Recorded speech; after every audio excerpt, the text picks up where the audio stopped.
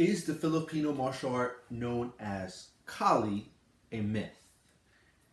Seafood Dax here, and that's what this book, Cebuano Escrima, Beyond the Myth, is claiming. Now, I just finished reading this book, so thought I'd do a review on it.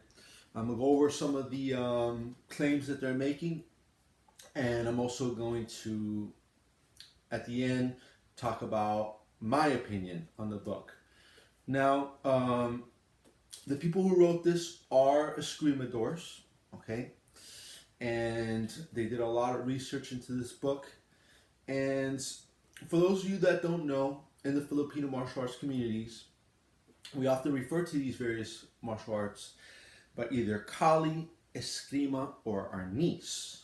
And it's also very popular to say that Kali predates Escrima or Arnis, that it predates the Spanish invasion, and that Escrima and Arnis are the Spanish version of Kali, the indigenous martial art of the Philippines.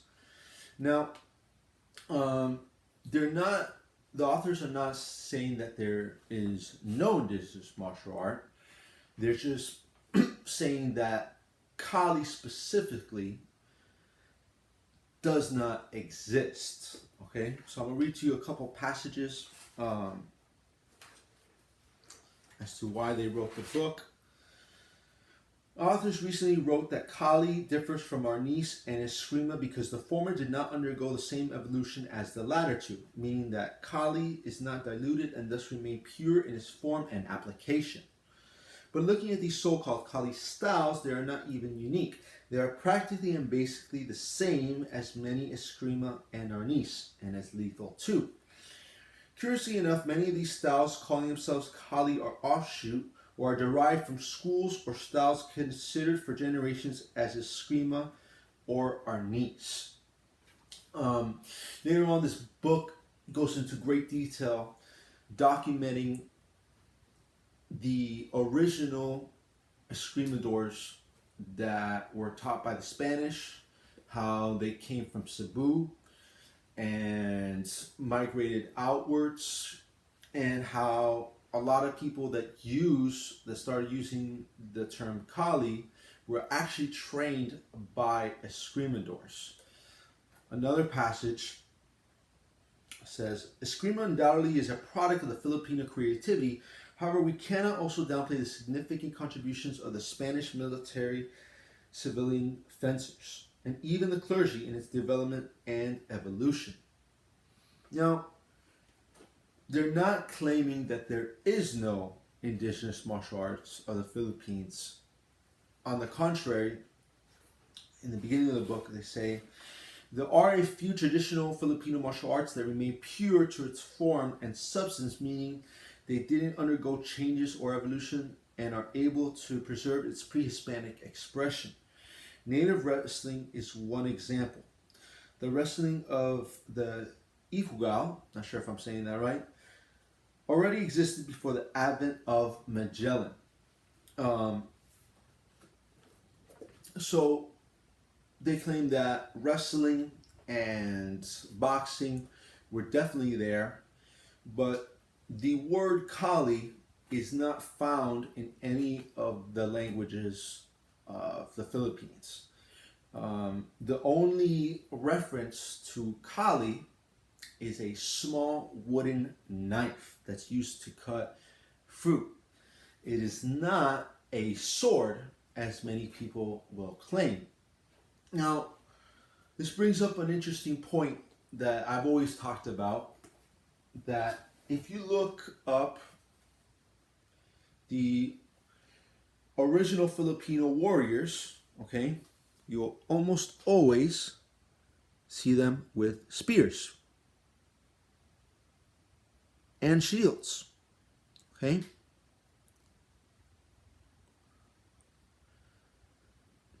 But yet you never see Filipino martial artists who use the term Kali training this way. Okay? Now, Um, I do practice some spear techniques. I do think it is important.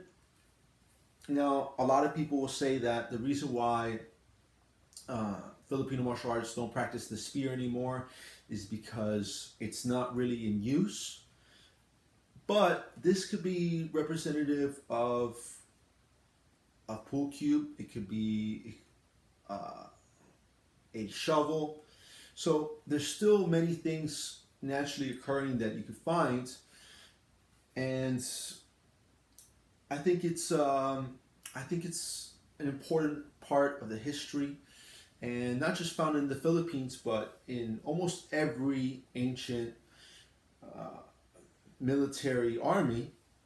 You see that the spear is the main weapon, and that the sword is really a backup weapon to the spear. And something really interesting that the Spanish say is that um, the way you fight, and this should be evident, that the way you fight with this shield in front of you, I'm gonna use this pillow because I don't have a shield. The way you fight with a shield and the sword behind you is very different than the way you fight with a sword in front of you.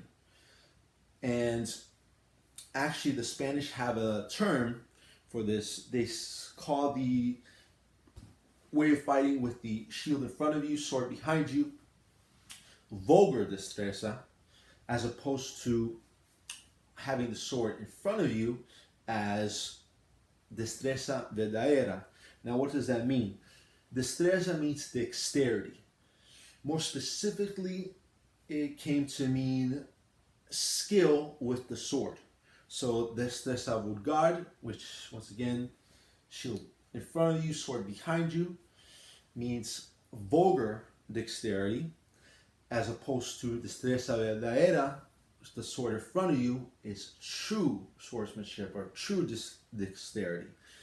And as I said before, you don't really see any martial artist practicing with the shield in front of them and the sword behind.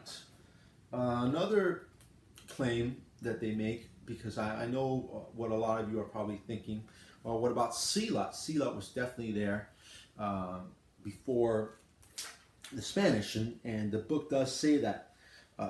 Some styles are actually imported centuries ago from the nearby Southeast Asian countries, like the silat styles of Mindanao. Escrima is comparatively a more recent phenomenon, technically developed during the Spanish colonial period. And what the book is saying later on is that because silat is often associated with the Muslim religion, and they don't teach other non-Muslims, that it's practically impossible that silat influence the Filipino martial arts. And one of the things that they use to support that evidence is that the kris, which is the main sword of the silat warriors, is not really found in the other islands of the Philippines that were not controlled by the Muslims. I'm going to read you a passage here. It says, "It is a desperate attempt by these highly creative individuals to connect the two, Escrima and kris, in order to make Escrima more soluble. In a way, it serves a good purpose, providing Escrima a beautiful moral motif. We are not against that, but this book is not about perpetuating lies. This book is about the more serious side of Escrima. Unfortunately, sometimes truth and reality bite. The tribes in the big island of Luzon don't have it, and the Manguian of Mindoro doesn't have it too. The Magahat of Negros and Higaonon, Monobo, Subanen tribes in Mindanao prefer something else, not the kris." Now, even though, here's my opinion on it, even though you might not see the kris in the other islands that were not Muslim, you do see other weapons from silat uh, in the Filipino martial arts, such as the karambit, which is very popular.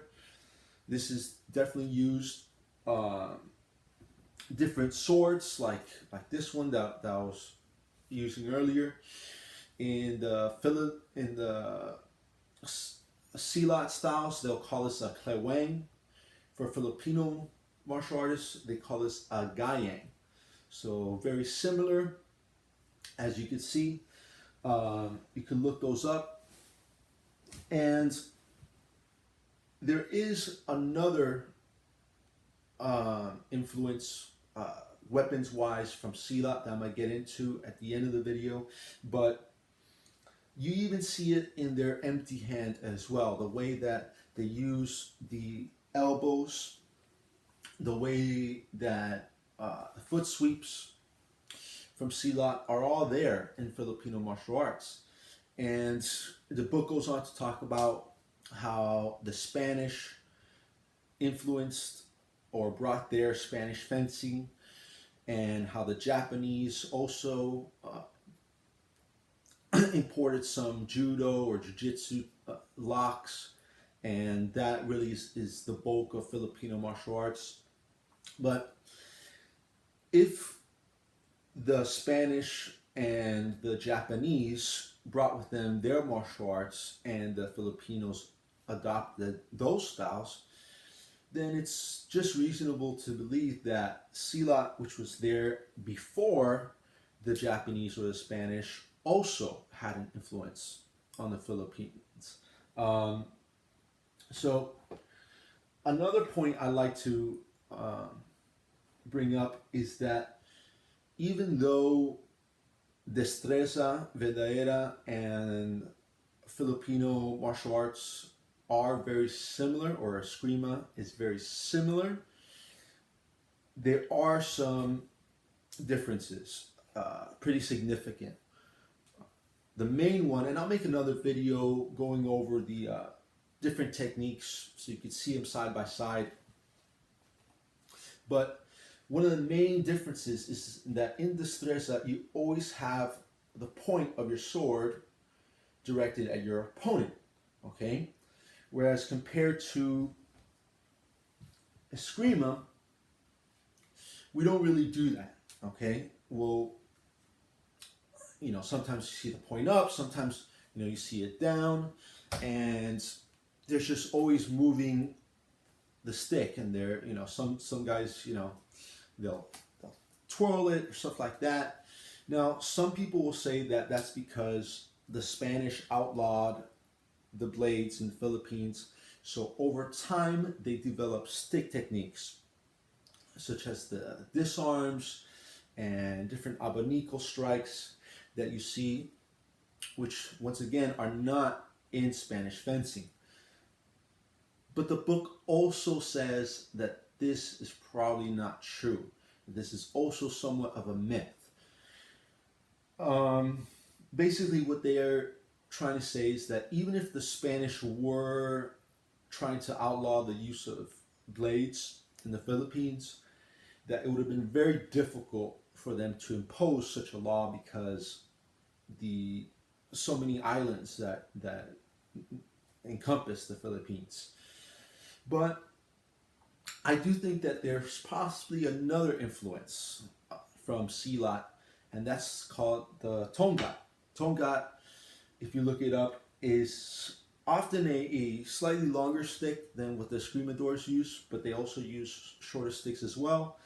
And even though you often see them using it in two hands, they do also let go and use this type of one-handed techniques at times.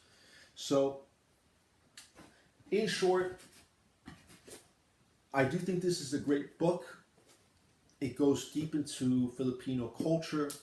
It goes deep into the lineages and how things developed. It talks about some great escrimadores.